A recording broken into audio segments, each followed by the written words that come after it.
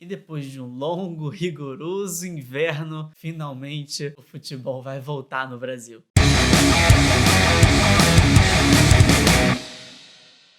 Fala galera, beleza? Pra quem não me conhece, eu sou o Guilherme e este é o É do Jogo. E nesta quinta-feira começa o Campeonato Carioca, é o primeiro dos principais estaduais a começar neste ano no Brasil, e com seu jogo de estreia entre Flamengo e Audax, é dada a largada dos grandes clubes brasileiros neste ano que se inicia. Muitas caras novas em diversos times brasileiros, né? O Vasco fez inúmeras contratações, o Corinthians fechou a compra do Yuri Alberto, então ele permanece no clube. O Flamengo também confirmou a compra do Ayrton Lucas e também fechou a contratação do goleiro Rossi, que deve chegar ali em junho mais ou menos. O Flamengo não conseguiu negociar com o Boca Juniors para poder liberar esse jogador mais cedo. E também do Gerson, né, que estava no Olympique de Marseille. Eu acho que essa é a principal contratação do futebol brasileiro neste ano, ao lado da de Luizito Soares pelo Grêmio. As duas por coisas diferentes. Eu acho que o Gerson tem mais a render no Flamengo do que o Luizito, pelo estágio da carreira que ambos estão, né? O Soares é um jogador de mais idade, né? Já é um cara de 35 anos, enquanto o Gerson só tem 25, ou seja, tem muito futebol ainda pra poder render dos próximos 5 anos do Flamengo ainda, sei lá. Mas no quesito marketing, eu acho que não tem como comparar que o Luizito Soares vai poder chamar muita atenção para o Grêmio em relação até mesmo fora do Brasil. Por ser um jogador de nível internacional, muito conhecido em todos os lugares que o futebol é jogado, talvez o Grêmio seja um pouco mais falado por causa de Luiz Soares agora. Mas nesse vídeo eu queria discutir uma coisa que eu acho importante. O Flamengo hoje dá largada nos campeonatos estaduais principais, né, pelo Brasil, e utilizará um time alternativo. John Textor também no Botafogo já falou que deve utilizar um time alternativo no Campeonato Carioca. Talvez não no campeonato inteiro, mas o Flamengo também não deve utilizar no campeonato inteiro. Nenhum time deve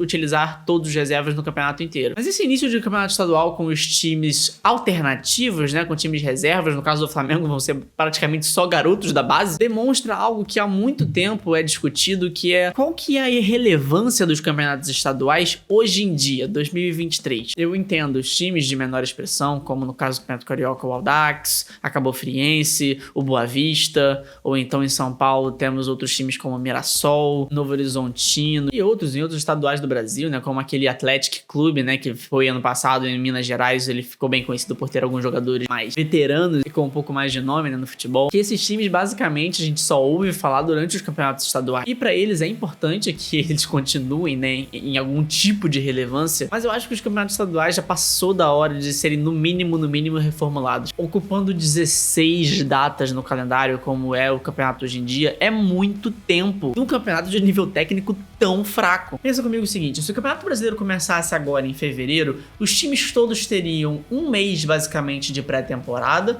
seria bastante tempo, né, daria pra poder preparar muito bem o seu elenco, o elenco de cada time para disputar um campeonato tão longo como o brasileiro. Em alguns momentos até, por exemplo, daria para poder ter descanso entre uma rodada e outra do brasileiro, principalmente para aqueles times que disputam mais competições, como foi o caso, por exemplo, do Flamengo do ano passado, o Atlético em 2021. Os times que jogam mais competições e que vão avançando em cada competição, eles são praticamente penalizados por terem times bons, porque eles têm que continuar jogando e no longo prazo isso só na verdade faz mal àquelas equipes. E também tem algo muito importante, na minha opinião, que é válido ressaltar. O Campeonato Brasileiro hoje começa mais ou menos final de abril, início de maio. Então quer dizer que 4 meses mais ou menos do calendário do futebol brasileiro são tomados por estaduais. Nesse meio do final de janeiro, fevereiro, março e grande parte de abril tomado por estaduais. Se o Campeonato Brasileiro é adiantado em 2 meses, começando então em fevereiro, abriria 2 meses de espaço no calendário, correto? E sabe o que seria muito interessante com esses 2 meses? Uma pausa no Campeonato Brasileiro entre agosto e setembro. Com essa pausa no Campeonato Brasileiro acontecendo entre julho e setembro, caso realmente isso fosse efetivado, daria para os clubes brasileiros fazerem excursão pela Europa,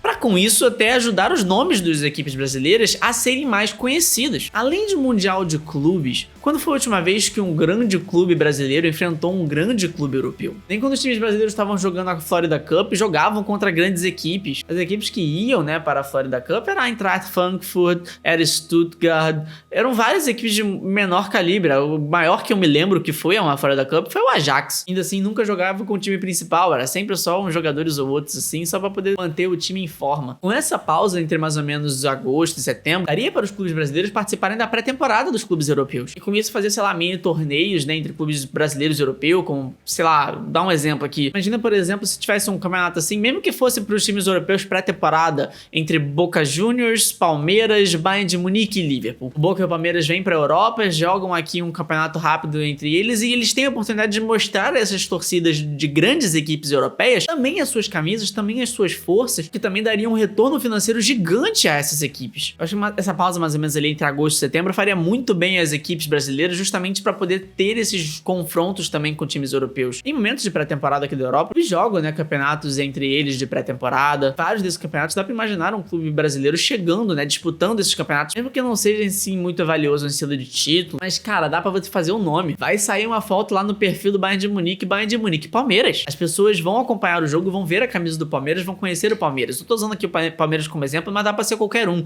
Flamengo, Botafogo, Vasco, Fluminense, São Paulo, Corinthians, Santos, qualquer um. Só falei time do Rio, São Paulo, vou dizer que eu sou do eixo agora, olha só, escreve aí. Imagina, por exemplo, o Grêmio jogando uma partida agora contra o Barcelona, né? O reencontro do Luizito Soares com o Barcelona. Cara, ia ser muito interessante de se ver. Mesmo que em si não valesse nada, seria legal pela ideia de você poder ver os times brasileiros contra times europeus. Isso é muito difícil de a gente acompanhar, a gente só tem isso num jogo no ano inteiro, né? Que é no Mundial de Clubes. Isso se o brasileiro chegar até a final. Isso se o brasileiro também vencer a Libertadores e chegar até o Mundial, né? Também.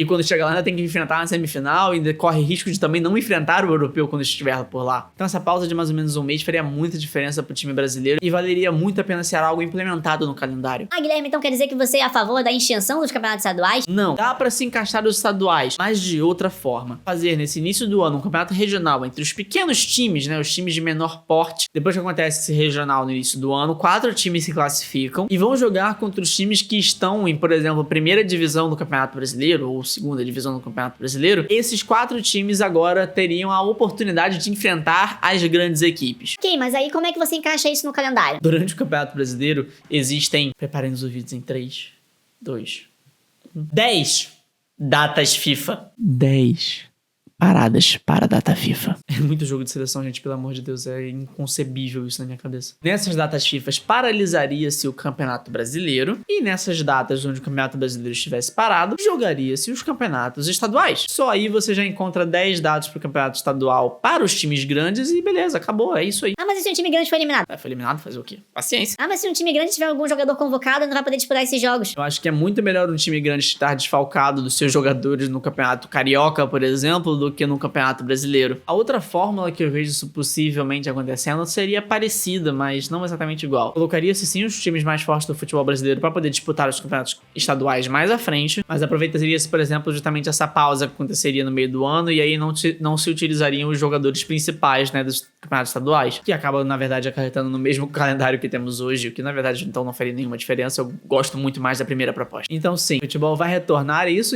por si só já é uma boa notícia, mas não da forma como nós gostaríamos, e vamos ter que lidar com esses campeonatos modorrentos estaduais durante um longo período de tempo. Após a Copa do Mundo que tivemos, é um pouco doloroso ter que lidar com isso agora, né? Mas é o que tem pra hoje, e pelo menos já é alguma coisa, não é mesmo? Gente, então gostaria muito de agradecer a todos vocês que estiveram no vídeo até aqui. Eu sei que eu fiquei ausente durante um longo período, mas agora o canal vai voltar com força total, a frequência do canal vai voltar, eu pretendo lançar por volta de 2 vídeos por semana. Eu ainda não tenho certeza se eu vou ter uma data certa, eu estou pensando em ter mais ou menos terça e quinta.